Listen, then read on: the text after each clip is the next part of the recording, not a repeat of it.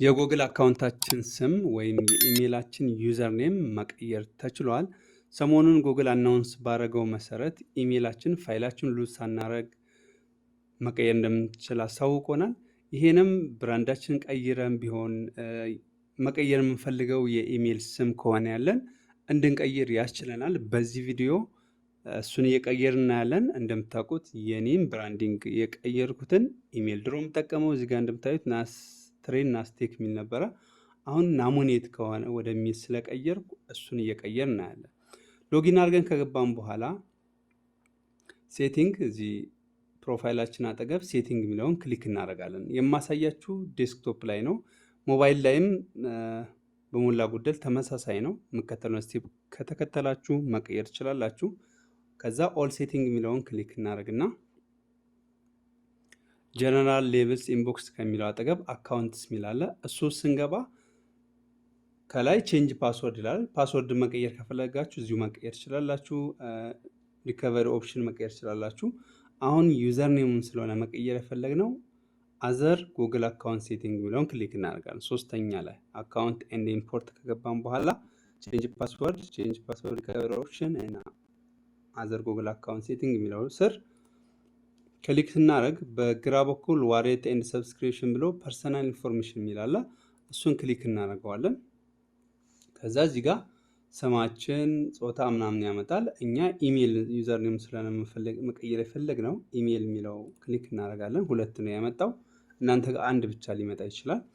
ከዛ መቀየር የፈለግኩት የትኛው ኢሜይል ነው? ይሄኛው ትሬን ናስቴክ የሚለውን ዩዘር ኔም ነው መቀየር የፈለግኩት። ከዛ ይሄኛውን ቀስቱን ክሊክ ሳደርገው ወደዚህ ይመጣል። ፓስወርድን እንዳስገባለት ስልካችሁ ላይ ከሆነ ፒናችሁ እንድታስገቡ ወይም የስልካችሁን ፓስወርድ እንድታስገቡ ይጠይቃችኋል።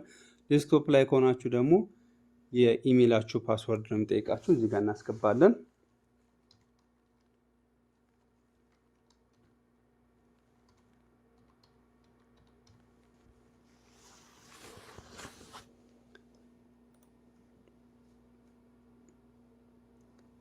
አስገባውን ስገባ ቼንጅ ጉግል አካውንት ኢሜይል ምን ይመጣል። እሱን በተን ክሊክ እናደርገዋለን።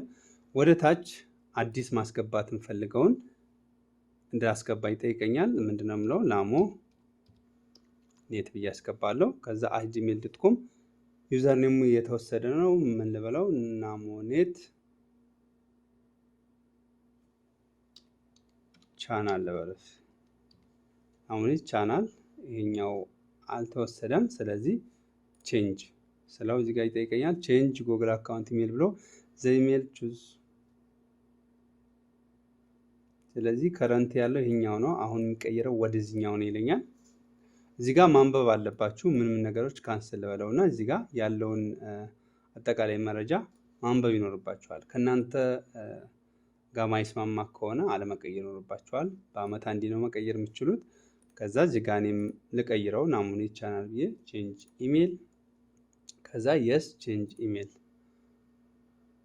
ስለው እዚህ ጋር አፕዴት ብሎ እንደምታዩት ናሙኔት ቻናል ብሎ ቀይሮልኛል። አሁን እዚህ ጋር ሪፍሬሽ እናድርግና እንሞክረውስ።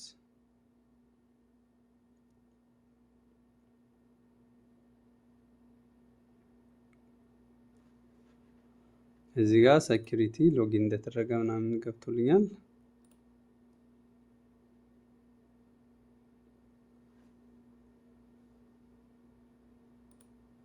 ጂሜል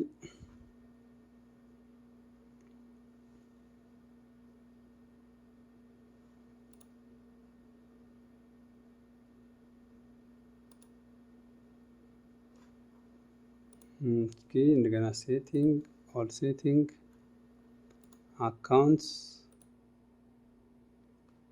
ፐርሰናል ኢንፎርሜሽን እዚህ ጋር እንደምታዩት ናሙኔት ቻናል @gmail.com ብሎ ቀይሮታል ወደዚህ።